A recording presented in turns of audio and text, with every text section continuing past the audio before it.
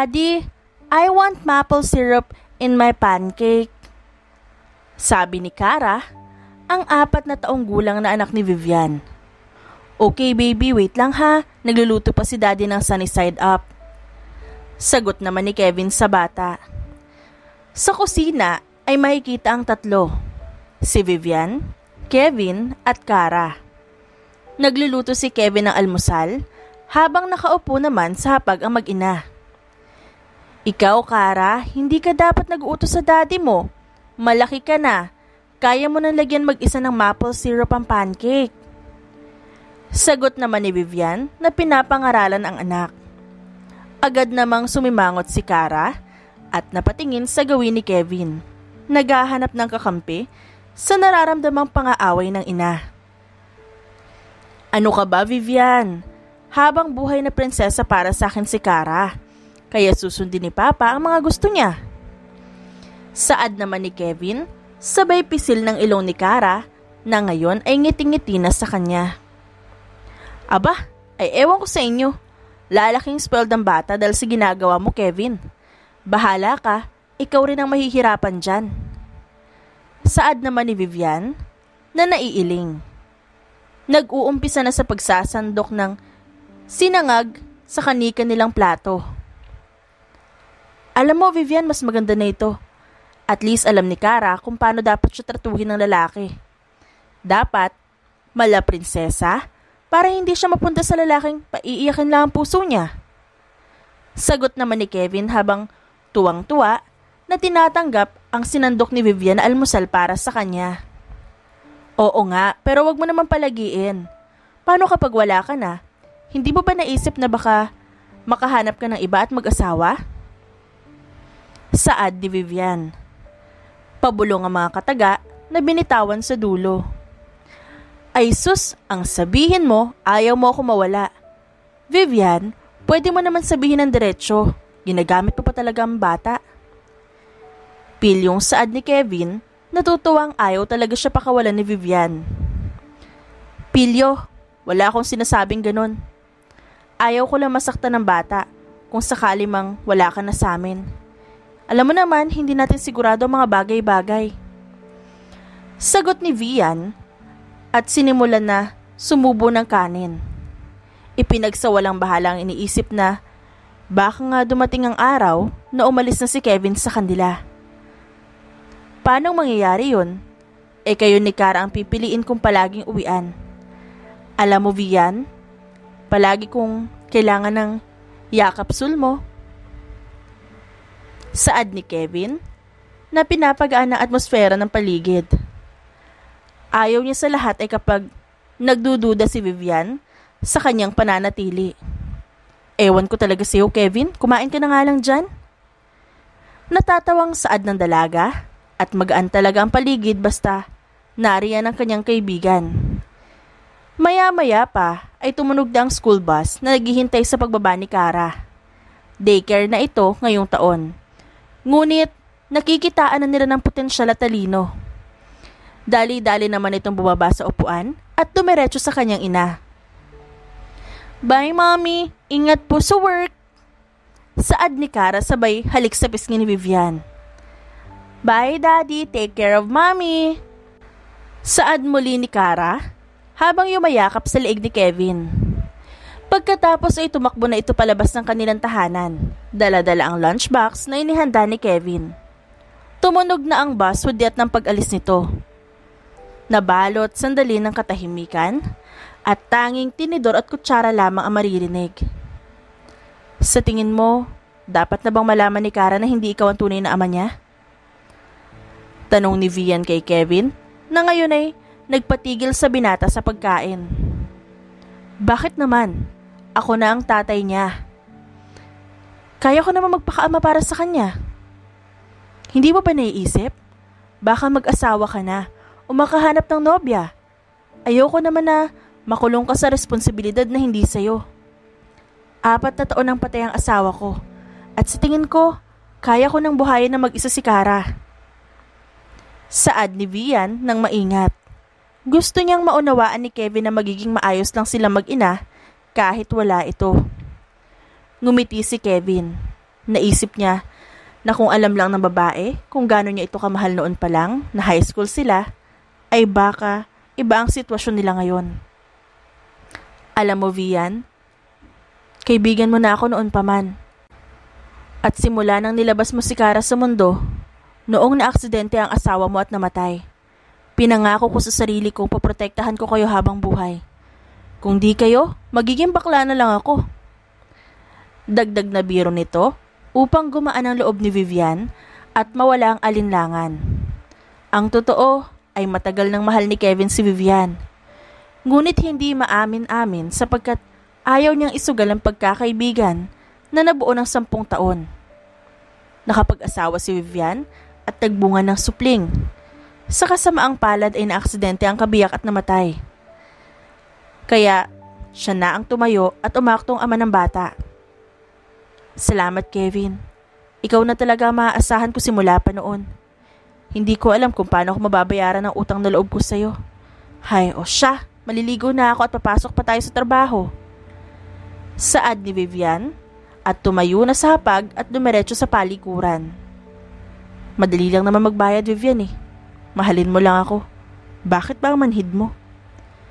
Bulong na saad ni Kevin. Tumayo na rin at nagligpit ng pinagkainan. Maghahanda na rin siya sa pagpasok sa trabaho. Iisa lang ang kumpanyang pinapasukan, kaya naman sabay din sila sa pag-alis ng tahanan. Maririnig ang lagaslas ng tubig sa palikuran habang naguhugas ng pinggan ng lalaki sa kusina.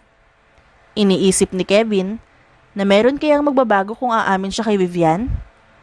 Ngunit, paano kung lumayo ito pati na rin si Kara? Hindi niya kaya.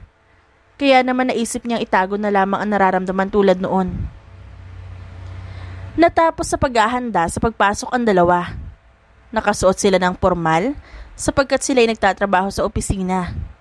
Hindi mapigilan ni Kevin ang mahumaling araw-araw sa tuwing nakikita niya si Vian na nakasuot ng ganitong damit. Araw-araw ay nahuhulog ang kanyang loob. Ang ganda-ganda naman. Ito ba yung uhugin kong kaibigan noon? Saad ni Kevin na inaasar ang babae. Ngumisi si Vivian at nag-isip ng igaganti kay Kevin. Ito ba yung kaibigan kong 13 taong gulang pa lang bago nakapagpatuli? Buwelta naman ni Vivian sa lalaki. Agad na sumimangot si Kevin. Pinipigilan ng umiti sapagkat nahuhulog na naman ang kanyang loob sa pagtawa ng kaibigan. Pero aminin mo, Vivian, alam ko naging crush mo ko nun. Pangalan ko kaya nakasulat sa crush dun sa slumbook mo. Maangas na saad ni Kevin habang pinagbubuksan ng pintuan ng kotse si Vivian. Well, totoo naman, nagustuhan talaga kita nun. Pero nung malaman ko kung gaano ka kapilyo, wag na lang no. Ang tipo ko sa lalaki nun ay yung matatalino. Ikaw, nangunguna sa kalokohan nun? Nangingiting saad ni Vivian habang nakatingin kay Kevin na ngayon ay inihahanda ng paandarin ng sasakyan. Ngayon matalino na ako. Pwede na ba ako maging tipo mo? Saad ni Kevin. Lumingon sa gilid ni Vivian na ngayon ay nakatingin din sa kanya. Bumilis ang tibok ng puso ng babae. Bagay na hindi niya naramdaman simula nang mamatay ang asawa. May kung ano sa mga mata ni Kevin na nagpabilis sa pintig ng kanyang puso. Oh, bakit para namang nakakita ka ng multo? Binibiro lang kita. Alam kong hindi ako ang tipo mo. Pero nakakapagtaka lang na sa hakisigan kong taglay hindi man lang napapatibok ang puso mo. Mahanging saad ni Kevin na nakatingin na sa kalsada habang iminamaneho ang sasakyan. Hindi na sumagot si Vivian. Hindi alam ni Kevin ay tumibok nga ang kanyang puso. Bagay na hindi niya kailanman naramdaman sa kaibigan. Ayaw niyang pansinin ang nararamdamang ito. Marahil ay sa kape lamang na nainom kagabi. Pero hindi mo ba naisip yan? Paano kung tayo pala talaga? Sakto na, dahil ako na ang tumatayong ama kay Kara. Kilala na ako ng anak mo at alam kong botong-boto yun ako maging legal daddy niya. Mapagbirong saad ni Kevin habang itinataas baba ang 2 kilay. Sa dami ng babaeng nakapaligid sa'yo, ay mangungunsumi lang siguro ako na baka madami na ang babae mo. High school pa lang tayo, ang dami mo ng chicks, at ngayon matinik ka pa rin. Alam mo, kaya lang naman ako maraming babae nung high school kasi yung crush ko hindi naman ako gusto. Napakamanhid, at sa tingin ko ay wala akong pag-asa. Makahulog ang saad ni Kevin. Teka sandali, nakakatampo ka ha? May nagugustuhan ka pala nung high school at hindi ko man lang alam kung sino. Tayo ang palaging magkasama, hindi mo man lang sinabi sa akin? Sumimangot si Vivian at pinagkrus ng dalawang braso sa dibdib. Napangiti si Kevin dahil hindi pa rin nagbabago ang kaibigan. Ganito ito noong bata pa lamang sila at sa tuwing nagtatampo. Tila isang batang pinagkaitan ng candy. Kapag nalaman mo kung sino yun, baka magulat ka at siguradong lalayuan mo ko. Alam mo hanggang ngayon, manhid pa rin siya eh. Ni hindi man lang maramdaman na mahal ko siya. Saad ni Kevin. Si Vivian naman ay walang kaalam-alam na siya ang tinutukoy nito. Baka kasi hindi ka pa umaamin. Malay mo may pag-asa ka. Hindi ko alam na torpe ka pala. Saad naman ni Vivian. Wala pa rin siyang alam sa tinutukoy ng binata. Alam mo minsan gusto ko siyang ikis lalo. Kapag nakasimangot, gusto ko rin siyang yakapin sa tuwing umingiti siya. Lahat ng bagay maganda sa kanya. Saad ni Kevin na nakatingin ng malalim kay Vivian. Agad namang kumirot ang puso ng babae. Iniisip niya na may ibang babae na nagugustuhan si Kevin. Natatakot siyang mawala ito sa piling nila mag-ina. Ngunit ayaw niya naman itong makulong sa kanya. Alam niyang deserve ni Kevin na sumaya. O siya, sige na. Good luck sa'yo, Kevin. Subukan mo umamin, baka magustuhan ka niya. Matamlay na saad ni Vivian at binuksan ang pinto ng kotse. Nasa tapat na pala sila ng kumpanya. Ngunit bago pa makalabas si Vivian, ay pinigilan nito ni Kevin sa braso. Napalingon naman si Vivian sa kanya. Ba't parang nagtatampo ka? Galit ka ba? May nagawa ba akong mali? Tila maamong tupa na saad ng binata. Ang pinakaayaw niya kasi ay ang magtampo o magalit sa kanya si Vivian. Hoy, ano ka ba no? Wala lang to. Ano palang gusto mong tanghalian? Sabay ba tayo? Saad ni Vivian, umiiwas sa mga tanong nito at pilit na pinapasaya ang boses. Gusto ko ng adobo. Tsaka, syempre sabay talaga tayo. Hindi pwedeng hindi at baka umaligid na naman yung Josh sa'yo. Napapasimangot si Kevin nang maalala si Josh. Ang lalaking hindi nagsasawang lumapit kay Vivian kahit anong bakod niya. Napahalakhak naman si Vivian sa inasta ng lalaki. Kahit kailan talaga ay protektado siya nito. Oo na, sige na. Bitaw na. Good luck ngayong umaga, kita na lang tayo sa lunch. O-order na ako ng adobo sa kantina, mabilis pa namang maubos. Bumitaw sa pagkakahawak si Kevin at bumaba na si Vivian sa loob ng kotse. Tinanaw ni Kevin ang papalayong figura nito. Masaya ang puso niya at kontento na siya sa araw ng mga ganito. Kung saan malaya niyang nakakasama si Vivian. Kahit na ang tingin nito sa kanya ay purong kaibigan lamang. Naiinip na si Kevin sa tagal ng meeting nila ng kanilang boss patungkol sa bagong gagawing building.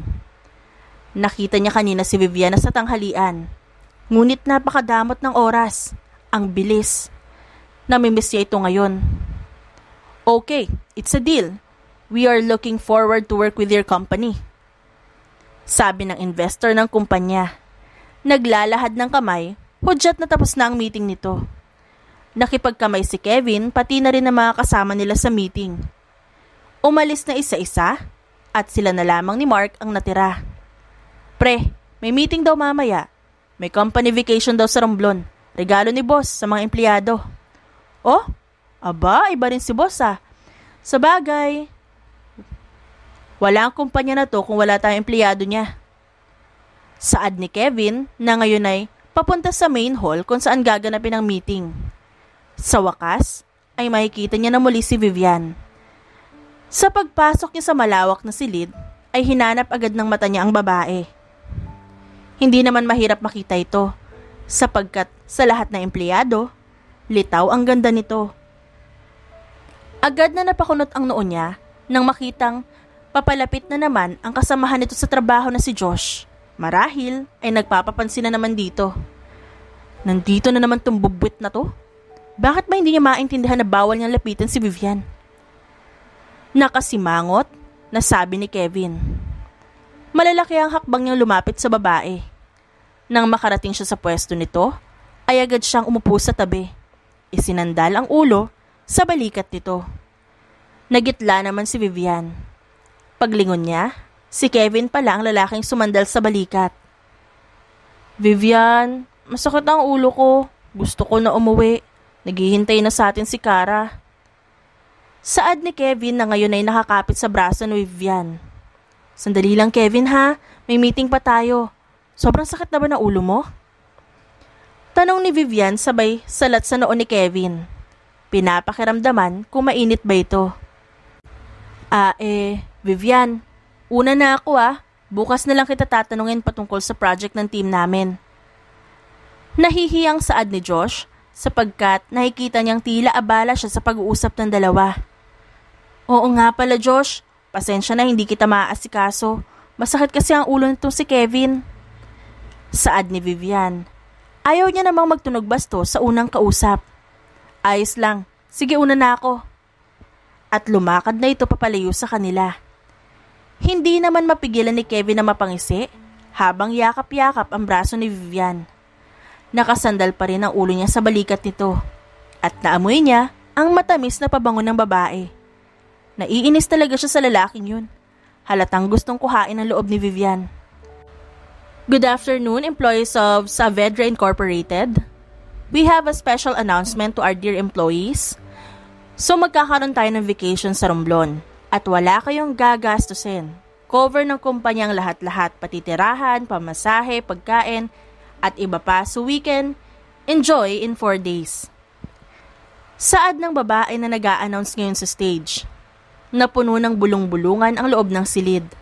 Lahat ay nananabik sa nalalapit na bakasyon. Pupunta tayo Bonding na rin natin. Saad ni Kevin na ngayon ay maayos ang pagkakaupo. Paano si Kara? 4 days din tayong wala. Iiwan muna natin ba siya kay Ate Meds? Oo, 4 days lang naman. Next time, isama na natin si Kara para makapag-bonding tayo with her. Tumango naman si Vivian. Mamaya ay ipapaliwanag niya sa anak na mawawala sila sa loob na 4 na araw. Nag-uuwian na ang lahat. Sila rin ay naghahanda na sa pag-alis. Habang naglalakad papunta sa kotse, ay naalala ni Vian na kailangan niya bumili sa grocery store. Kevin, kailangan ko dumaan sa grocery. Bibili ako ng stocks. Paubos na rin ang pancake mix na paborito ni Kara. Sure, walang problema, mahal na prinsesa. Ang iyong nais ang masusunod. Pabirong saad ni Kevin na umaktong iniyuyo ko ang ulo kay Vian. Ewan ko sa'yo, puro kakalokohan. Siya sige na at naghihintay na si Kara sa bahay. Saad ni Vivian habang papapasok sa loob ng sasakyan. Pinaandar naman ito ni Kevin at ilang sandali lang ay nasa grocery store na sila na madalas pagbilhan. Agad na kumuha ng cart si Kevin. Hindi pinapansin ng mga matang naagaw niya ng pansin. Matikas kasi ang katawan nito at animoy artista sa ganda ng muka. Kahit ang matatanda na namimili ng gulay ay napatigil upang titigan si Kevin na hindi nakalampas sa mata ni Vian. Kaya naman lumapit siya kay Kevin at isinampay ang kanyang braso sa braso nito. Oh, ba't biglang napakapit ka? Nangingiting saad ni Kevin. Hindi mapigilang kiligin dahil minsan lang maging ganito ka-sweet si Vian. Basta gusto ko lang. Ayaw mo? Nakataas ang kilay at masungit na tanong ng dalaga. Alam mo, Vian, kahit halikan mo ko walang problema. Magpapasalamat pa ako. Biro ni Kevin sabay halakhak na kumuha sa atensyon ng nakararami. Paano kasi patitawan nito ay lalaking-lalaki pakinggan? Huwag kang tumawa. Nakakakuha tayo ng atensyon, no? Masyado na silang nakatingin sa atin. Saad ni Vian habang hinahanap ang partikular na brand ng pancake mix. Tinulungan naman siya ni Kevin at natapos din sila sa pamimili. Pauwi na sila ng tahanan. Siguradong nandoon na si Kara. Naghihintay na sabay silang tatlo na kumain ng hapunan. Ako naman na magluluto ngayon. Buttered shrimp. Paborito mo yun, di ba? Tanong ni Vian. Oo, lalo na kung luto mo. At paghihimayin mo ako ng hipon, di ba? Hinding-hindi ko yan tatanggihan. Nangingiting saad ni Kevin. Napailing na lang at natawa si Vivian. Pilyo talagang lalaki at dapat niyang iwaksi sa isip na baka may kahulugan ng lahat ng ito. Si Kevin naman ay umaasa na sana man lang ay maramdaman ng babae na mahal niya ito. At kaya niyang gawin ng maraming bagay para dito at sa anak nito. Araw na ng Lunes, naghahanda na sila sa pag-alis papuntang Romblon. Nakausap na rin nila si Ate Meds na magbabantay muna kay Kara sa loob ng 4 na araw. Mommy, call me every night ha. Ingat po kayo ni Daddy and have fun. Huwag po kayo mag-alala sa akin, I am a big girl na.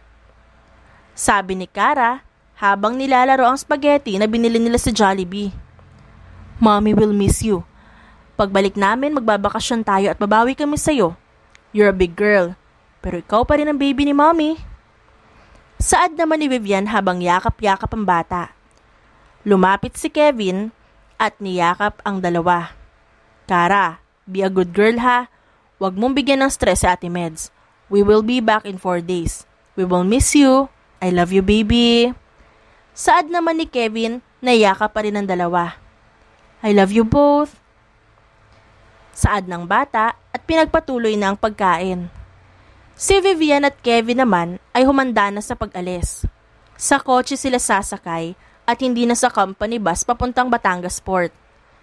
Pagkatapos ay sasakay ng barko papuntang Romblon. Nakasakay na sila ng kotse. Magiging mahaba rin ang kanilang biyahe. Hindi ba pwedeng magka-room tayo? Ang layo mo sa room number ko. Paano pag na-miss kita? Malungkot na saad ni Kevin. Natawa naman si Vivian. Kevin, huwag kang overacting dyan. Nandun lang ako sa 5th floor habang 3rd floor ka. Kumakaasta ka naman, parang singlayo ng isla ang agwat natin. Sagot ni Vivian na naiiling. Bakit kasi hindi na lang tayo ginawang magka-floor? Sa kwarto mo rin naman ako tatambay at wala makakapigil. Bahala ka. Kapag ikaw pinagalitan ni boss, sasabihin ko ikaw ang punta ng punta. Pananakot naman ni Vian. Ako pa tinakot mo ah. Gusto mo samahan pa kita kay bossing. Malakas ako dun. Kaya di ako nun papagalitan. Hay nako, bahala ka nga. Pipikit muna ako at matutulog. Maaga rin akong gumising kanina kakahanda ng kakailanganin natin. Sabi ni Vivian habang isinasandal ang ulo. Hinayaan lang ito ni Kevin na payapang matulog. Sa mga pagkakataong ganito, ay gustong-gusto niya itong pagmasdan. Napakapayapa ng maamong mukha nito.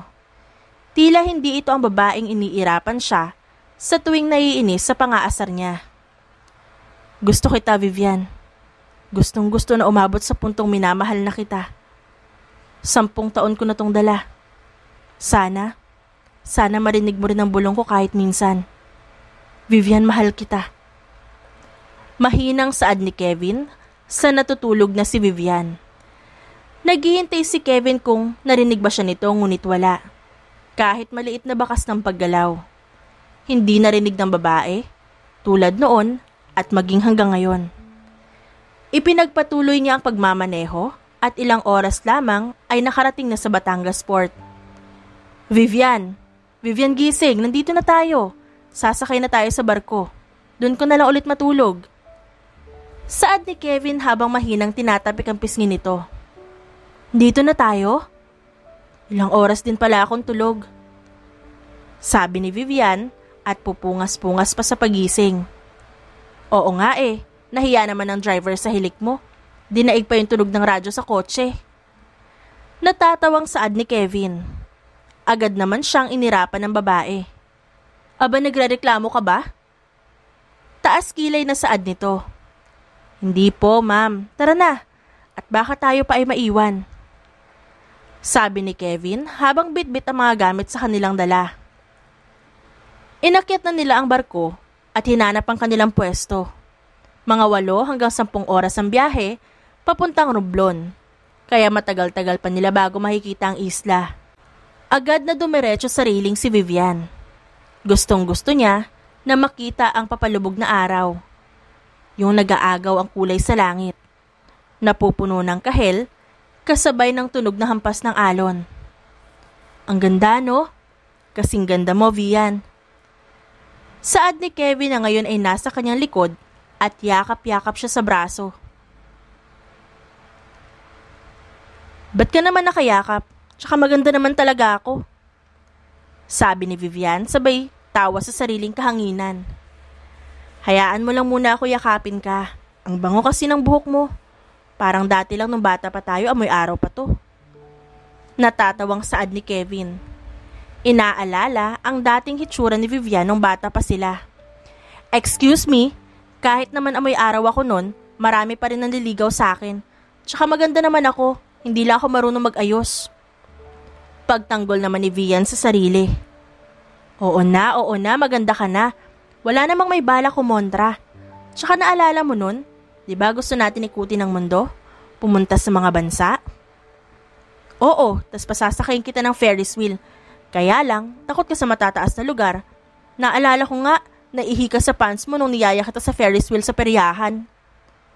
Saad ni Vivian na hindi mapigilan ng tawa. Bata pa ako nun. Hindi na ako takot sa matataas simula ng araw na yon. Ang kinakatakot ko na ngayon ay mawala kayo ni Kara. Saad ni Kevin na mas sinigpitan ang yakap sa babae. Hindi kami aalis. Ikaw ang baka magsawa sa amin. Ayos lang naman. Dadating talaga ang araw na bubuo ka ng sariling pamilya. Sabi naman ni Vivian. Ang manhid mo, Vivian. Ang manhid mo. Saad ni Kevin at ipinikit na lang ang mga mata habang tumatama ang hangin. Bahala ka. Hindi kita maintindihan. Ba't naman ako naging manhid? Nagtatakang tanong ni Vivian. Hindi sumagot si Kevin at hinayaan na lamang na ang hangin ang bumulong nang nag-uumapaw niyang pag-ibig kay Vian. Nakarating na sila ng Romblon at kasama na nila ang mga katrabaho. Nakapag-briefing na rin sila kung paano ang setup sa bawat kwarto. Magkakasama ang mga babae sa 4th at 5th floor habang 2nd at 3rd floor naman ang mga kalalakihan. O paano yan? Hiwalay muna kayo ni Kevin. Baka maiyak yun ah. Saad ni Nicole, isa sa mga katrabaho nila sa kumpanya. Sigurado naman ako mag-i-enjoy yun na kasama niya ang mga lalaki. Baka nga may plano yung mag-bar mamaya. Sagot naman ni Vivian sa kaibigan. Alam mo, kahit mag-bar pa si Kevin at iharap sa pinakamagandang babae, ikaw pa rin ang pipiliin at gugustuhin nun. Walang makakapantay sa'yo sa paningin nun. Saad naman ni Nicole habang inaayos ang mga gamit sa kwarto. May ibang gusto si Kevin, okay? Ganun lang talaga ang turing yun sa akin dahil matagal na kami magkaibigan. Alam mo, Vivian, sa nakikita ko, hindi lang pagkakaibigan ang tingin niya sa'yo. Ewan ko kung nagmamaang-maangan ka lang o manhid talaga. Saad ni Nicole na naiiling. Hindi nga ako gusto nun. May gusto yun na iba. Pagpupumilit ni Vivian habang nakahiga sa kama. Ganito na lang. Sa party mamayang gabi, ako pipili ng susuotin mo. Tignan natin kung hindi maging alborotong bulkan yang si Kevin. Saad ni Nicole na tila may masamang plano. Umiling na lang si Vivian at ipinikit ang mga mata. Mamaya ay may party sila sa tabing dagat. Kaya naman kailangan niya munang matulog sapagkat tiyak na mapapagod siya. Sa kabilang dako naman ay naroon sa loob ng kwarto si Kevin kasama si Mike. Pre, halata namang gusto mo si Vivian. Bakit ayaw mo pang umamin? Takang tanong ni Mike kay Kevin. Ewan, ayaw kong isugal yung pagkakaibigan namin. Masyado nang matagal yung pinagsamahan namin. Ayaw ko namang maglahong parang bulang lahat ng yun. Sa nakikita ko naman, Kev, may pag-asa ka kay Vian. Subukan mong aminin. Kung ayaw, edi at least nalaman mo. Hindi yung nakukulong ka sa mga pinapalampas mo na pagkakataon na baka maaaring gusto ka rin niya. Dagdag ni Mike na nagnanais na maliwanagan ng kaibigan. Hindi sumagot si Kevin. Ang totoo ay magulo pa rin ang lahat sa kanya. Ayaw niyang mawala ang pagkakaibigan pero ayaw niyang manatiling kaibigan lang nito habang buhay. Gusto niya itong makasama habang buhay bilang umiibig. Matulog ka na. Masyado nang malalim yung iniisip mo. Baka pumutok pa ang ugat sa ulo mo. Natatawang saad ni Mike sabay bato ng unan sa nakahigang si Kevin. Tumawa naman si Kevin at napailing. Bahala na, naisip niya. Ngayon ay gusto niya munang magpahinga para maghanda sa mangyayari mamaya. Sumapit na ang gabi, umpisa na para sa kanilang beach party. Kanya-kanya na ang bawat empleyado sa pag-aasikaso ng mga damit na susuotin. Sa kwarto nila Vivian at Nicole ay hindi magkanda o gaga ang dalawa sa pag-aasikaso ng sarili. Ito Vian, bagay to sa'yo. Deep red tapos may emphasis ito ang ganda ng hubog ng katawan mo. Pak! Slay! Ang ganda! Siguradong ikaw ang star tonight. Saad ni Nicole na pumapalakpak pa sa tuwa dahil sa pananabik. Hindi kaya parang masyadong revealing? Tsaka parang hindi bagay? Baka i-judge ako ng mga tao. Sagot naman ni Vivian habang nakatingin sa salamin. Anong hindi bagay? Ewan ko o baka hindi ka lang aware sa kagandahang taglay mo. Hindi mahuhumaling sa'yo si Kevin kung hindi maladyosa ang ganda mo. Sunod-sunod na sabi ni Nicole. Hindi niya nga ako gusto. Ba't pa pinipilit mo Nicole? Tsaka tama lang ang mukha ko. Kung makapagsalita ka naman parang sobrang ganda ko. Saad ni Vivian na isinusukat na ang swimsuit na ibinigay ni Nicole. Pwes, kung di kanya gusto, sigurado ako ngayong gabi ay parang aso yung didikit sa'yo.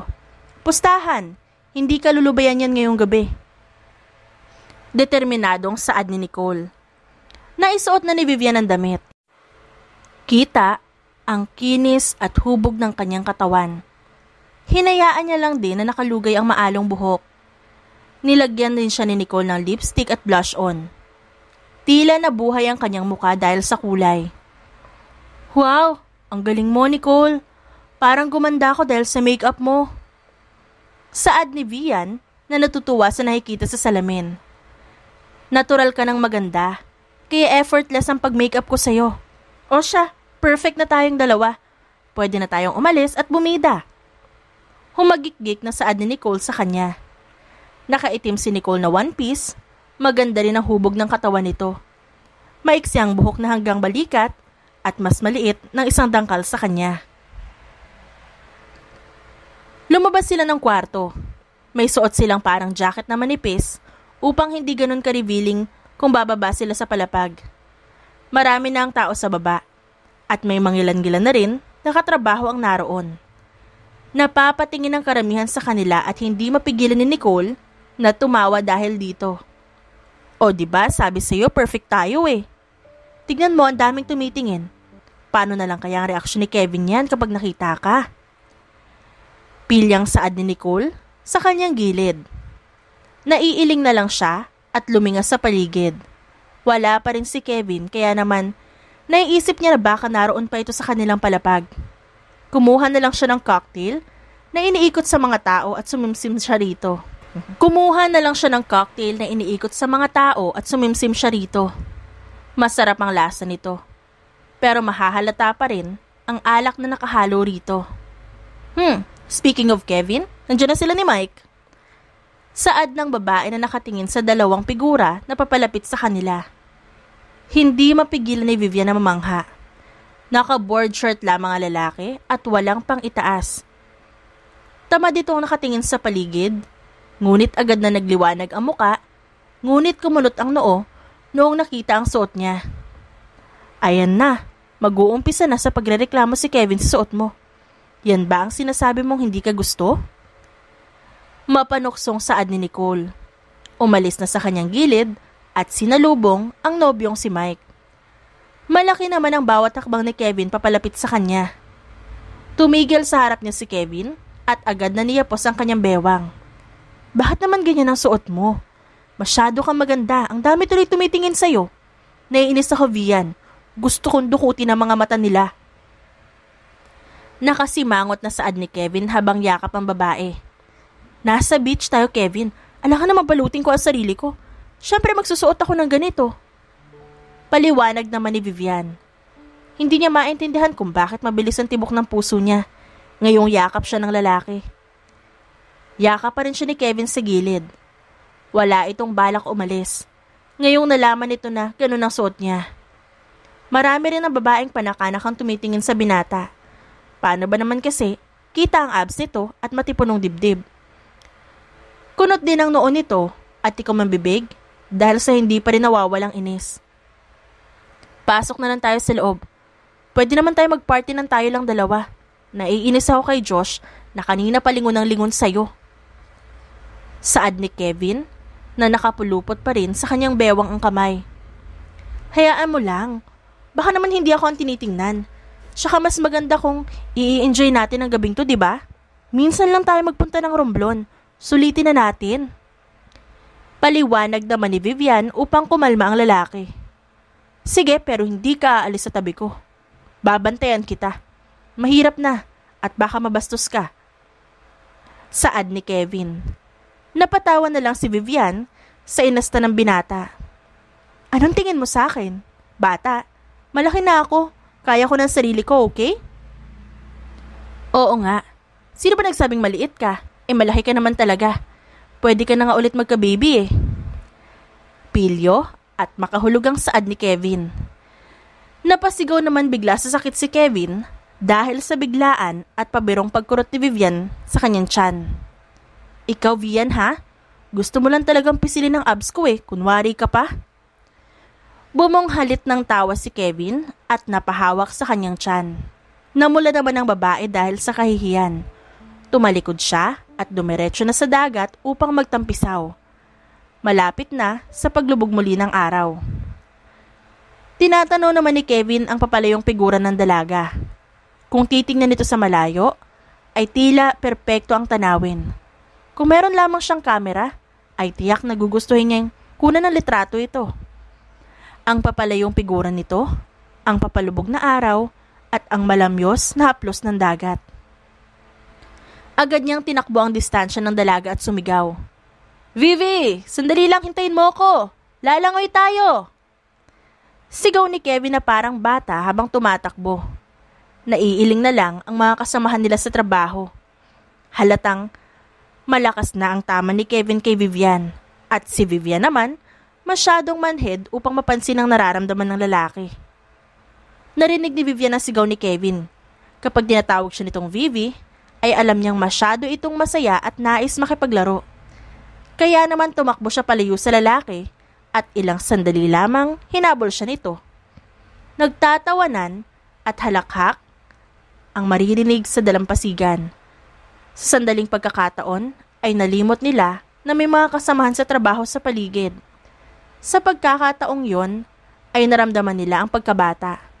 Katulad ng sila ay high school pa lamang, walang responsibilidad na inaalala. Napagod ang dalawa at naupo sa dalampasigan. Nakatingin sa papalubog na araw. Sana ganito na lang palagi, para walang problema. Walang aalalahanin. Minsan, naisip kong sana bata na lang ulit ako. Saad ni Bian habang hinahapo at nakatingin sa kalawakan ng dagat. Kung babalik ka sa pagkabata, pipiliin mo pa rin bang makilala ako bilang kaibigan mo? Tanong ni Kevin kay Vivian. Nakatingin sa magandang mukha nito na kumikinang dahil sa pawis ng pagtakbo at mahinang sikat ng araw. Oo naman, ikaw ang namatay kong asawa at si Kara ang pinakamagandang nangyari sa buhay ko. Pipiliin at pipiliin ko kayong makilala muli sa lahat ng pagkakataong mabubuhay ako. Saad ni Vian. Ngayon ay nakatingin na sa mga mata ni Kevin. Sa tingin mo, mahal mo pa rin ang asawa mo? Kung may kakatok muli na pag-ibig, pagbibigyan mo ba? Mahina at may pag-aalinlangan na tanong ni Kevin. Umaasang sasang-ayon si Vivian sa kanyang tanong. 4 na taon na patay na ang asawa ko. Sa tingin ko ay natanggap ko ng pagkawala niya. Pero sa tingin ko hindi basta-basta ang tumanggap muli ng bagong pagmamahal. Umusog papalapit sa kanya si Kevin at inakbayan ito sa balikat. Alam niya ang mga hinagpis na pinagdaanan ni Vivian nung namatay ang asawa nito. Kaya naman maingat siya sa pagtatapat ng kanyang pag-ibig. Ayaw niyang masira ang tiwala na binigay nito sa kanya. Alam mo, minsan natatakot akong baka hindi ako nagiging mabuting ina para kay Kara. Paano kung mabigo ako maging isang mabuting ina? Wala na ang totoo niyang tatay. Kaya natatakot akong mabigo siya. Sa lahat ng nakakaalam, masasabi kong ikaw ang pinakamabuting ina na nakilala ko. Alam ko ang mga pinagdaanan mo at palagi ako nandito para tulungan ka. Hindi ka nag-iisa. Saad ni Kevin upang maikalma ang isip ni Vivian. Ayaw ni Kevin na pinagdududahan ni Vivian ang sarili niya sapagkat isa ito sa mga nakilala niyang mabuting ina na gagawin ang lahat para sa kanyang anak. Alam mo, dapat mag-enjoy tayo. Tara na't lumangoy. Ang ganda pa naman ng dagat dito sa Romblon. Saad ni Kevin upang mawala ang bigat ng kanilang pag-uusap. Oo nga, ang ganda tapos ang linis pa. Sana kasama natin si Kara. Sagot naman ni Vian. Maganda talaga, tapos ang ganda-ganda mo rin. Banat ni Kevin sa kaibigan. Hayaan mo, sa susunod isasama na natin si Kara. Napailing na lang ang babae at tumayo na sa pagkakaupo. Magkahawak kamay din silang lumapit at lumusong sa dagat na iniingganyo ang dalawa. Payapa ang puso ng dalawa na tila walang makakasira sa samahang binuo nila. Alam nilang dalawa na hindi lamang pagkakaibigan ang meron sila. Higit pa rito. Ngunit takot ang mga pusong aminin na mahal nila ang isa't isa. Higit sa dapat maramdaman na isang kaibigan. Nabusog ka ba? Tanong ni Vivian kay Kevin pagkatapos nilang maubos ang order ng pagkain. Oo naman, magaling ang nagpakain eh. Tara na, hindi ka pa ba inaantok? Inaantok na rin, kaya lang magkakahiwalay na naman tayo. Bakit ba kasi magkalayo pa yung kwarto natin? Umismid na saad ni Kevin. Ikaw para kang sira. High school pa lang magkasama na tayo tas magkasama pa sa trabaho. Hindi ka ba nagsasawa na lagi ako ang kasama mo? Anong nakakasawa? Lahat ng bagay maganda sa'yo. Tsaka araw-araw ako may nalalaman na bago patungkol sa'yo. Kaya gusto kitang makasama. Sa mga pinagsasabi mo, baka isipin kong gusto mo na ako, Kevin ah. Naku. Pabirong sabi ni Vivian. Paano nga kung gusto kita? Pasaring naman ni Kevin. Hindi nakasagot si Vian. Hindi niya alam kung ano ang dapat sabihin pabalik sa binata. Ang tanging alam niya ay mabilis ang tibok ng puso niya kaysa sa normal. O siya, tara na nga. Mukha kang inaantok. Maaga pa tayo ulit bukas. Saad ni Kevin na inilalahad ang kamay ni kay Vivian. Tinanggap naman ni Vian ang kamay ng binata at tumayo na sila. Naglakad paalis ng restaurant. Maya-maya ay tumigil na silang muli sa harap ng gusali. Sumakay sila ng elevator at nakakabingi ang katahimikan. O siya, dito na ako. Matulog ka na ha. Kailangan mo magpahinga. Saad ni Kevin habang ginugulo ang buhok ni Vivian. Oo na, matutulog na ng maaga. Pero tatawag na ako saglit kay Kara. Baka na-miss na ako nun.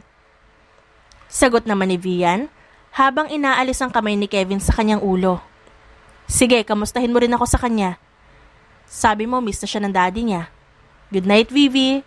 Sweet dreams. Pagkatapos ito sabihin ni Kevin, ay nagnakaw siya ng halik sa pisngi ni Vivian. Hoy ikaw, loko ka talaga.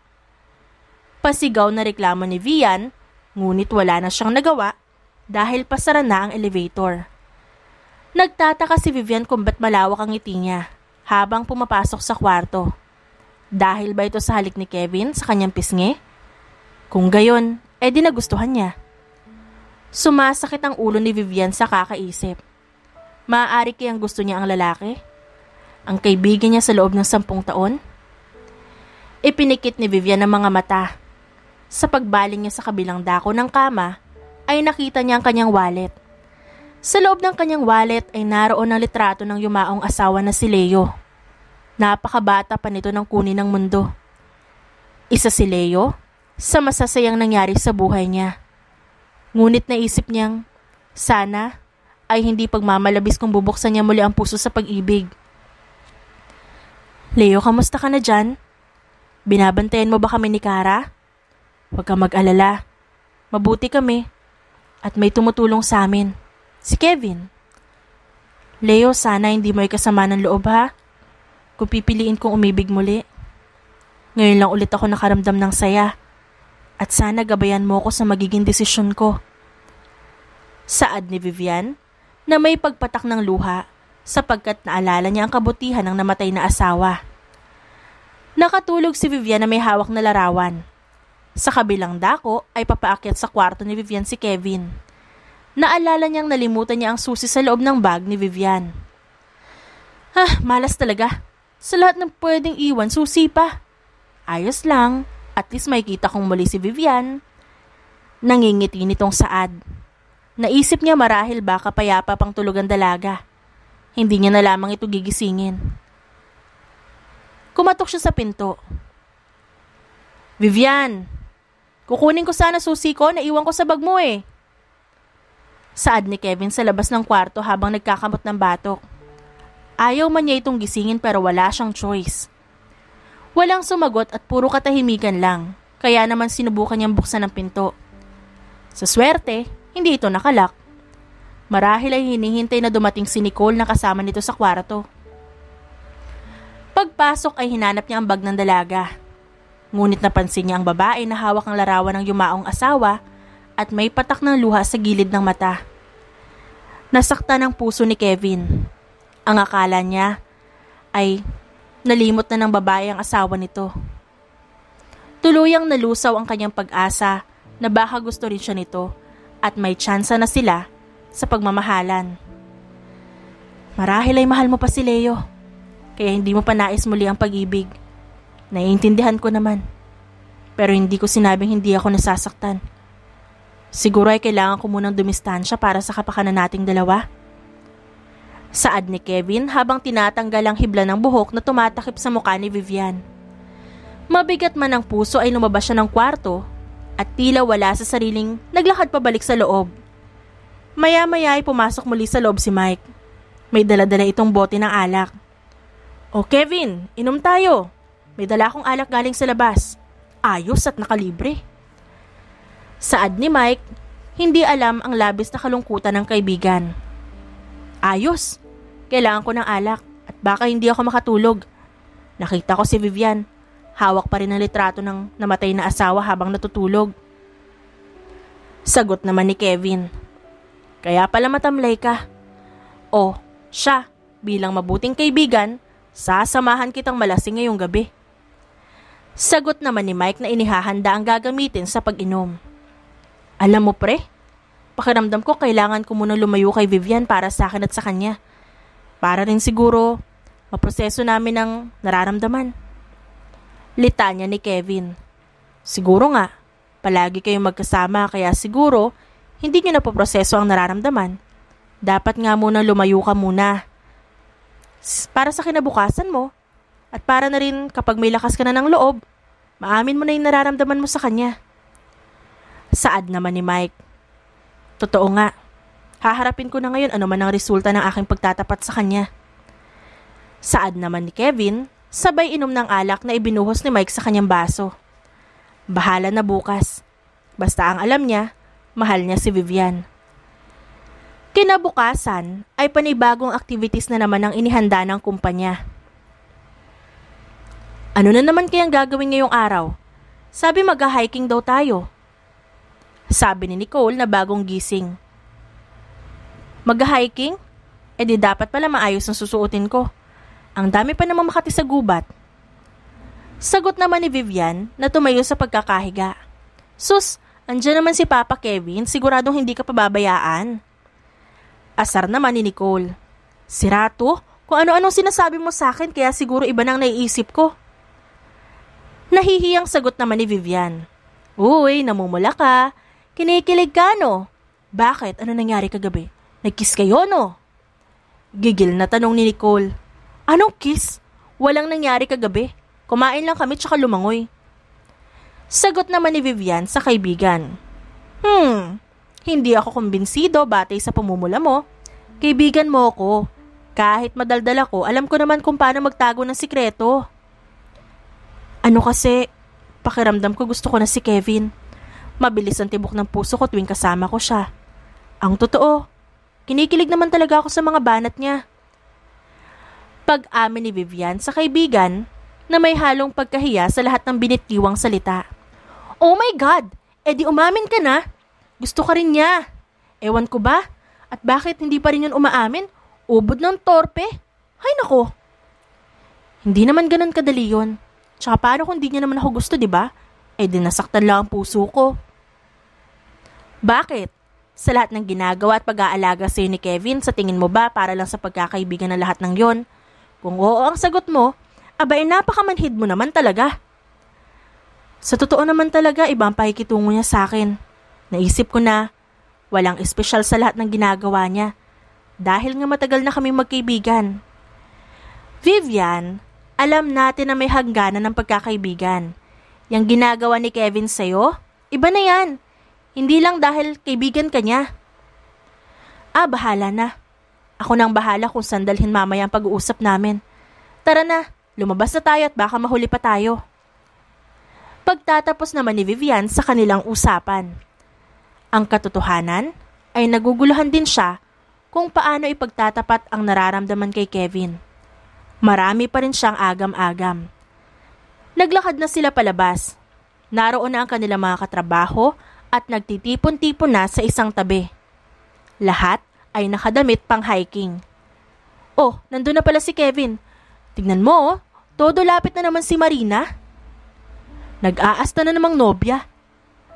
Nakaismid na saad ni Nicole. Napatingin naman sa gawin ni Kevin si Vivian. Naroon nga ito kasama sa tabi ni Marina. Ang babaeng matagal nang nagbibigay ng pahiwatig kay Kevin na gusto niya ito. Naiinis si Vivian. Yun ang nararamdaman niya.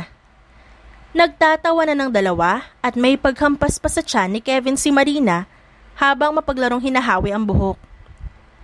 May paghampas pa sa tiyan ni Kevin? Nakakainis talaga siya. Ang tagal niya ng ganyan kay Kevin ayaw nga sa kanya.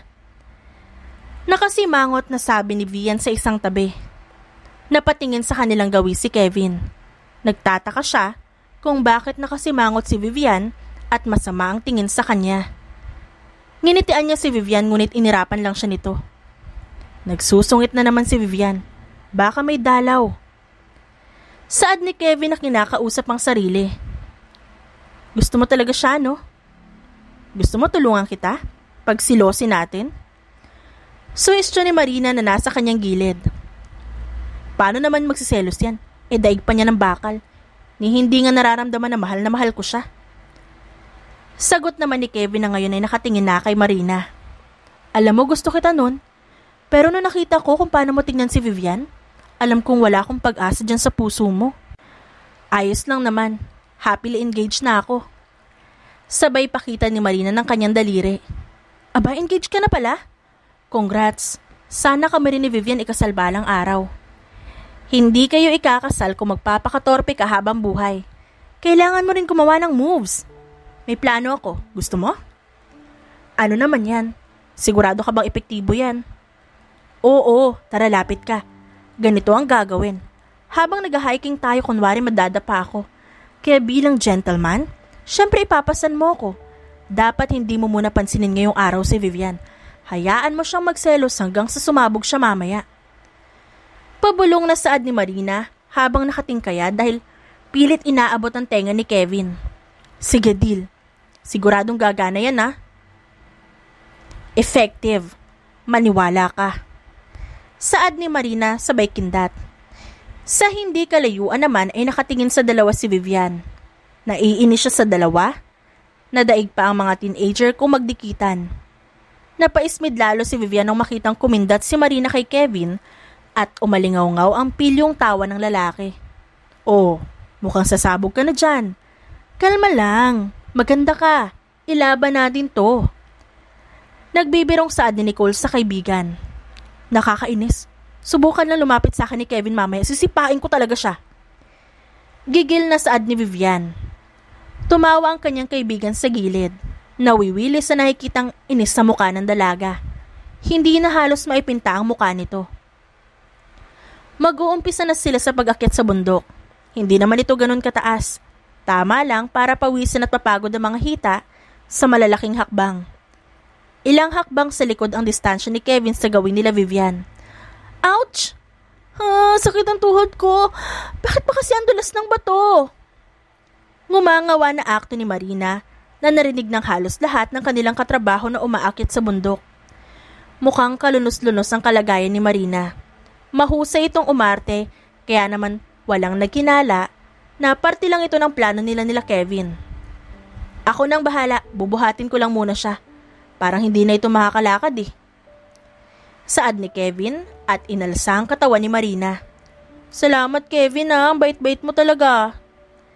Sagot ni Marina na pinulupot na ang braso sa leeg ni Kevin. Nakita itong lahat ni Vivian. Parang sasabog ang puso niya sa nakikita. Naiinis siya. Malapit na siguro sa galit ang nararamdaman niya. Nagpatuloy sa paglalakad si Kevin habang buhat si Marina at nilagpasan lamang siya. Hindi sanay si Vivian sa inaasta ng lalaki. Kahit kailan, hindi ganito ang pakikitungo nito sa kanya. Isang araw na rin silang hindi nag-uusap ni Kevin. Hindi lumapit kahit isang beses ang lalaki at purong si Marina ang kadikit nito. Himala at hindi lumalapit si Kevin dito. Mukhang nawiwili na sa kaibigang si Marina. Saad ni Nicole na napansin rin ang biglaang pagbabago sa dalawa. Ewan ko, ayos naman kami kagabi. Bigla siya nagkaganito. Wala naman ako nasabing mali at sa tingin ko maayos kami naghiwalay kagabi.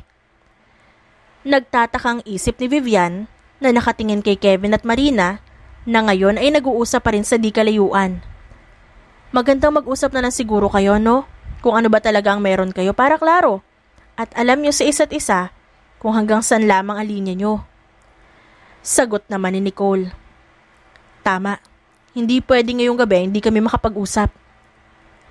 Sumapit na ang gabi, hindi na matiis ni Kevin ang nararamdaman. Gustong-gusto niya nang lapitan si Vivian. Kaya naman lumabas na siya ng tent na kanyang itinayo. Lumapit siya sa tent nila Vivian at Nicole, ngunit wala doon ang babae. Nicole, nakita mo ba si Vivian? Nandun, sa may lawa sa di kalayuan. Suyuin mo at malaki ang tampo sa'yo. Di mo kasi pinansin ng isang araw. Pangaral ni Nicole. Sige, salamat. Tumango si Kevin at umalis na upang tunguhin ang lawa. Sa di kalayuan ay nakita niya ang babae. Nakaupo ito at tila sumisimsim ng kape. Kumusta? Nakangiting saad ni Kevin. Ano namang masamang hangin ang nagdala sa'yo rito? Oh, ba't parang nagtatampo ka na naman? Hindi lang naman ako lumapit sa'yo ng isang araw. Bakit nga ba hindi ka lumapit? Ano namang problema mo? Wala lang. Malay ko ba kung nagsasawa ka ng makita ang makisig kong katawan at muka? Pagbibiro naman ito. Ewan ko sa'yo, ang sabihin mo, nawiwili ka na kasama si Marina. Umalis ka lang siguro doon kasi tulog na. Wala akong ibang gustong kasama. Nandito ako kasi namimiss kita. Palagi namang ikaw ang gugustuhin kong makasama. Talaga lang ha, binuhat mo pa nga si Marina papaakyat dito sa bundok. Ni hindi mo man lang ako tinapunan ng tingin. Nakakatampo ka. Vivian, baka hindi tampo yan. Baka nagsiselos ka na. Kevin, paano kung sabihin ko nga nagsiselos ako? May magagawa ka ba? Paghahamon naman ni Vivian. Nanlaki ang mga mata ni Kevin. Hindi niya alam kung pinaglalaroan lamang siya ng tenga at kung ano-ano ang naririnig niya. Ano? Nagsiselos ka? Kung nagsiselos ka, edi may nararamdaman ka para sa akin. Pangungumpirma ni Kevin. Gusto kita. Ewan ko kung paano to nagsimula. Nagising na lang ako na gusto kitang makita. Naiinis ako na sa tuwing may ibang babae kang kasama, masakit para sa akin yun. Gusto ko yung mga banat mo, kinikilig ako sa tuwing nararamdaman ko nag-aalala ka sa kapakanan ko. Masaya ako sa tuwing nakikita ko kayong magkasama ni Kara. Masaya ako basta kasama kita. Mahabang saad ni Vivian.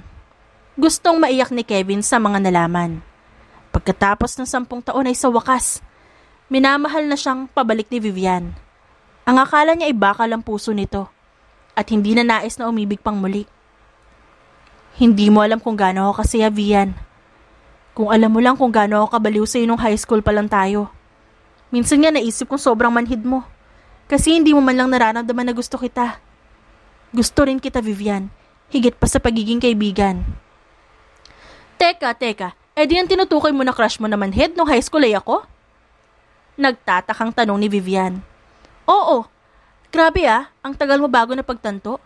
Pero di ka naman lugi sa akin, sa gwapo kong to. Pagyayabang ni Kevin. Bakit ba ako ang sinisisi mo naman, Head? Ikaw nga yung torpe. Kung nagtapat ka lang noon, baka ikaw ang naging asawa ko. Ayos lang, Vivian. Hindi pa huli ang lahat para mahalin ka. Tsaka never naman akong tumigil. Hindi na alam ni Vivian ang isasagot. Basta ang alam niya, nais niyang halikan si Kevin. Kaya naman inilapit niya ang muka at hinuli ang bibig ng lalaki. Hindi niya alam na matagal na pala nitong tinatago ang pagmamahal para sa kanya. Kaya pala, iba ang pakikitungo nito. Yun pala, higit pa sa pagkakaibigan. Bumitaw ng halik si Vivian. Ngunit ilang sandali lamang, si Kevin naman ang humalik sa kanya. Mas marubdob kesa sa nauna. Kapwa hinihinga lang dalawa nang magbitaw ang mga labi. Hinawakan ni Kevin ang kamay niya. Dahil nag-kiss na tayo, di tayo na. Tanong ni Kevin. Umaasa ang mga mata nito. Oo, matanda na tayo para sa ligawan. Tsaka, sapat na ang 10 taon para patunayan sa akin na mahal mo ko. Nakangiting saad ni Vivian sa lalaki. Alam mo, kung nananaginip lang ako, ayaw ko na magising. Parang mas pipiliin ko na lang na mamatay sa bangungot kaysa malaman na imahinasyon ko lang ang lahat ng to. Saad ni Kevin. Pinisil naman ng malakas ni Vivian ang pisngi nito. Napasigaw naman sa sakit ang binata. Aray, grabe ka, Vivian. Wala ka bang kaswitan sa katawan? Nagbibirong paghihinanakit ni Kevin. Patunay yan na hindi ka nananaginip. Totoo lahat ng to. Hindi pa ba tayo babalik sa tent? Tanong naman ni Vivian na ngayon ay tumatayo na. Ayoko dun. Liban na lang kung kasama ka sa loob ng tent ko. Dito na lang tayo. At least magkasama tayo dito. Parang bata na saad ni Kevin. Alangan naman dito tayo matulog, maraming lamok dito. Tsaka babalik na tayo sa Maynila bukas. Kaya dapat na tayo maghanda. Paliwanag naman ni Vivian. Wala nang nagawa si Kevin kundi ang sumimangot. Basta talaga kay Vivian, ay tila walang sapat na oras at nais nang lagi itong makasama. O bakit? Ayaw mo na bang kasama si Marina? Parang kanina lang dikit kayo ng dikit sa isa't isa. Planado namin ang lahat. Ang katunayan niyan, engaged na siya. At afam ang boyfriend niya. Paliwanag naman ni Kevin.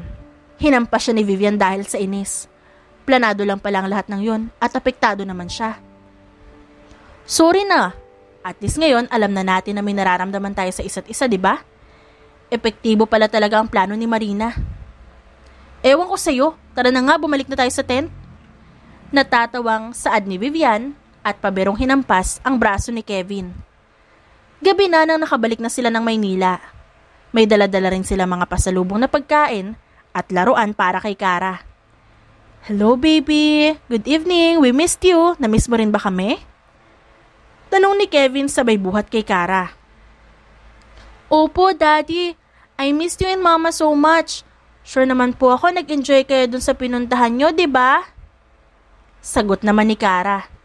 Nag-enjoy talaga si mommy at daddy. Anong gusto mong ulam? Ipagluluto ka ni mama. Saad naman ni Via na inayos ang pinamili sa kusina. I want fried chicken, ma. Please. Mabilis na sagot ni Kara sa paboritong ulam nito. Binabana ni Kevin ang bata na ngayon ay nawiwili na sa panonood ng cartoons na ipinapalabas sa kanilang TV. Lumapit naman si Kevin kay Vivian at niyakap ito sa likod. Galing ka na sa biyahe pero ang bango mo pa rin. Saad ni Kevin habang inaamoy-amoy ang buhok nito. Magtigil ka nga, Kevin. Baka makita ka ni Kara at kung ano pang isipin. Bakit naman? Anong problema? Mami ka niya, daddy niya ako. Pamilya na tayo rito. Namula naman ang mukha ni Vivian. Sa tuwing iniisip niya na isa nga silang pamilya, ay hindi niya mapigilang kiligin. Maya-maya ay ayos na ang hapag. Kumakain na ang tatlo at pinagsaluhan ng fried chicken na niluto ni Vivian. Nagtatawanan sila sa mga kwento ni Kara patungkol sa mga nangyari sa eskwelahan. Pagkatapos ay naghugas naman ng plato si Kevin at ang mag-ina na nasa sala ay nanood ng TV. Hinihintay na mapagod si Kara at makatulog. Nakatulog na si Kara. Hindi kaya siya magtaka na sa isang kwarto lang tayo matutulog ngayon? May pag-aalalang tanong ni Vivian. Hindi yan, tsaka masasanay din yan si Kara na sa isang kwarto tayo natutulog. Ganito naman talaga ang mommy at daddy, di ba? Nakangising saad ni Kevin. Sira, una na ako sa kwarto. Ayusin mo ang paghuhugas dyan, ha? Saad naman ni Vivian at umalis na sa kusina. Naglinis siya ng katawan at humiga na sa malambot na kama. Sa wakas, pagkatapos ng 4 na araw na paghiga kung saan-saan, ay makakatulog na ulit siya ng mahimbing. Ipinikit niya ang mga mata. Maya-maya lang, ay lumubog ang kama sa kanyang gilid. Hudyat na nariyan na si Kevin. Good night, mahal. Ang ganda-ganda talaga. Saad ni Kevin at hinalikan ng kanyang noo. Pagkatapos nito ay humarap si Vivian sa gawin ng lalaki. Hinawakan ang batok nito at inilapit ang mukha sa kanya pagkatapos ay hinalikan ng lalaki. Nagulat naman si Kevin. Ang akala niya ay tulog na si Vivian, ngunit heto ngayon at hinahalikan siya. Hindi na rin siya nag-aksaya ng oras at gumanti na ng halik. Naging mainit ang dalawa at di kalaunan ay naramdaman na lang nila na wala nang saplot ang isa't isa. Sa gabing yon ay hinayaan nilang ang mga puso ang magdesisyon at loobin ang nais itong mangyari. Kinabukasan ay maaga pang gumising si Kevin upang magluto ng almusal. Sumasayaw-sayaw pa ito sa kusina at sinasabayan ng tugtog na nagpi-play sa kanyang cellphone. Good morning, Daddy. Where's Mommy? Tanong ni Kara na kinakamot pa ang kanyang mata. Tulog pa si Mommy. Napagod. Ako na lang muna mag-aasikaso sa'yo, ha? Sagot naman dito ni Kevin. Umupo na si Kara sa lamesa. Naroon pa ang itlog, pritong talong, tosino, saging, gatas at fried rice sa hapag. Nag-umpisa na rin sa pagkain si Kara at kumain na rin si Kevin. Maya-maya pa, ay lumabas na rin si Vivian na pupungas-pungas pa mula sa pagkakatulog. Oh, kumakain na pala kayo. Pasensya na, hindi ako nagising agad para makapagluto. Ano ka ba? Ayos lang. Bala ko na rin gumising ng maaga para ipaghanda ng pagkain si Kara. Alam kong pagod ka eh.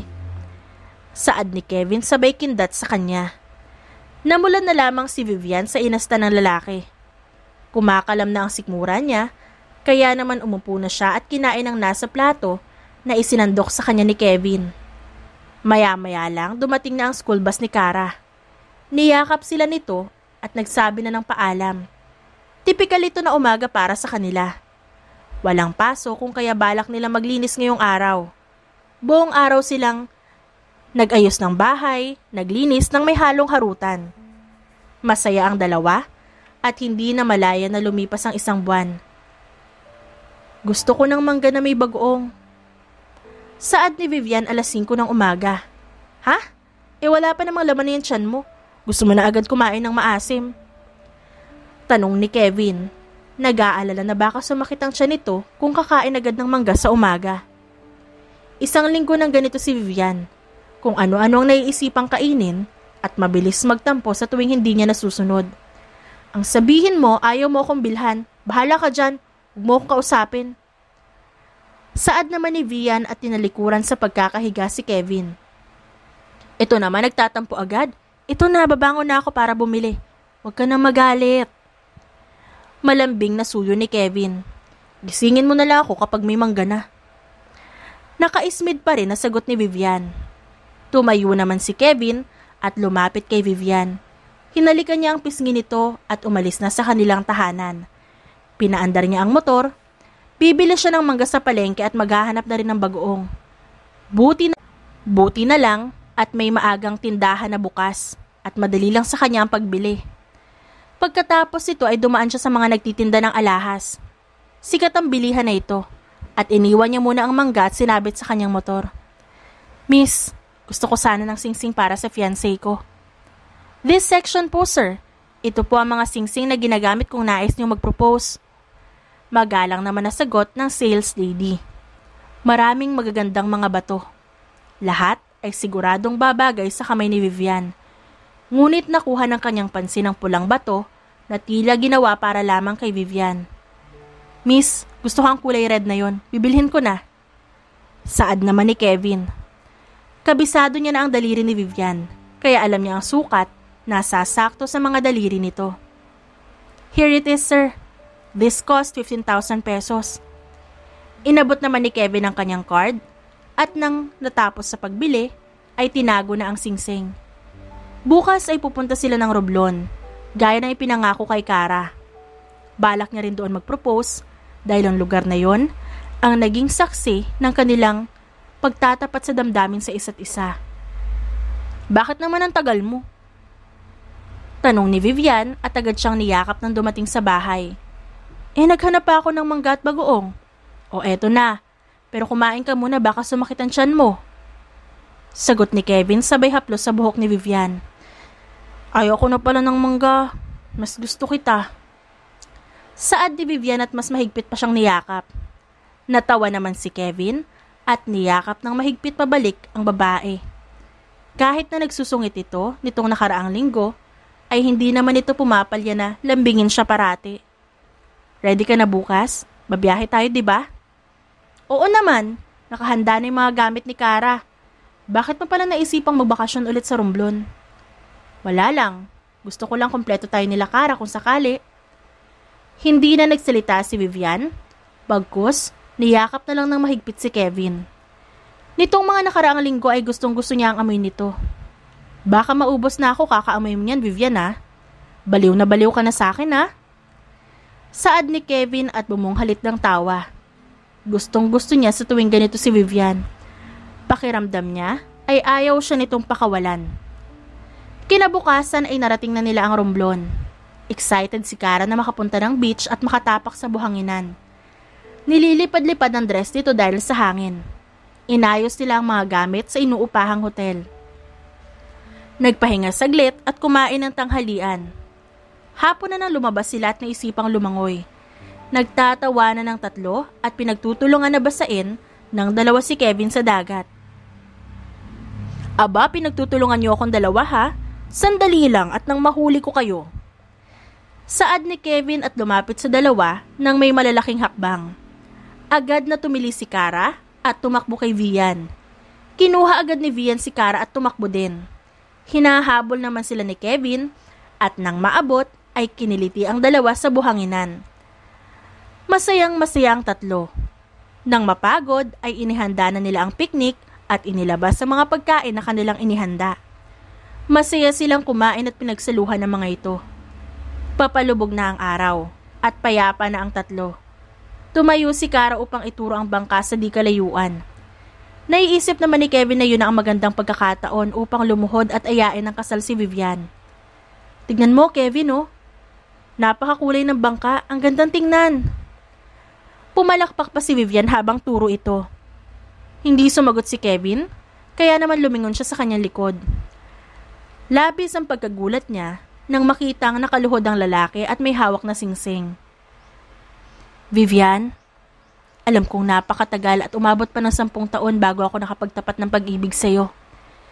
Natakot ako, baka hindi tayo parehas ng nararamdaman at mawala ang pagkakaibigan natin. Pero salamat at natuto kang mahalin ako. Gusto ko sanang tanungin kung pwede ba kitang maging kabiyak habang buhay? Tanong ni Kevin, umaasa na sasang-ayon si Vivian. Tinatanong pa ba yan? Siyempre oo. Oo ang sagot ko. Mahal na mahal kita, Kevin. Higit pa sa iniisip mo.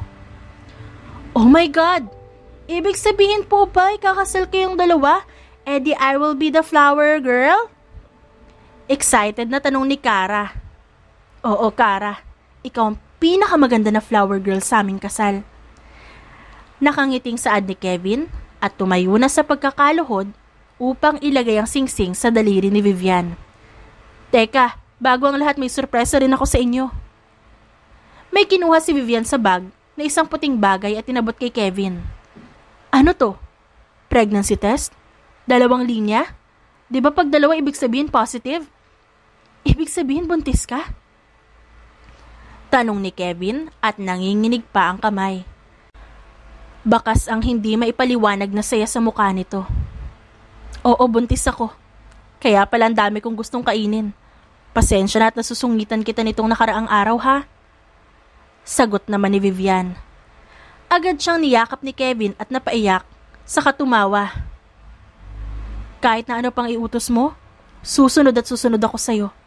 Pangako aalagaan kita, si Kara, at ang magiging anak natin. Ibig sabihin po ba I will be an older sister na? We will have a baby na in our house? Pasigaw na tanong ni Kara na namimilog ang mga mata. Pumalakpak pa ito sa tuwa. Yes, Kara. Magkakaroon ka na ng kapatid at 2 na kayong baby namin. Pumalakpak sa tuwa si Kara at lumapit sa kanila upang yumakap. Perpekto ang araw na yun para sa kanilang 3. Masayang-masayang kanilang mga puso. Hindi mapigilan ni Kevin ang magpasalamat sa Diyos dahil binigay niya ang pamilyang ito. Inabot man siya ng 10 taon, ay walang kahit anong pagsisisi sa kanyang puso. Dahil si Vivian ay kaya niyang hintayin at mahalin sa kahit anong tagal na binigay sa kanya ng tadhana. Ngayon na hawak niya na ito, hindi niya na ito bibitawan kailanman. Sa hirap o sa ginhawa. Mahal kita, Kevin, si Kara at ang magiging baby natin. Mahinang saad ni Vivian. Mahal din kita, Vivian. Pati ang pamilya na to. Poprotektahan ko kayo habang buhay. Papalubog na ang araw na naging saksi sa masayang araw ng 2. Ang magkaibigang umabot sa 10 taon bago na amin ang nararamdaman. Ngunit hindi pa huli ang lahat dahil ngayon palang mag-uumpisa ang kanilang istorya. Paglipas ng 3 buwan ay kinasal si Kevin at Vivian. Lumalaki na rin kasi ang tiyan nito.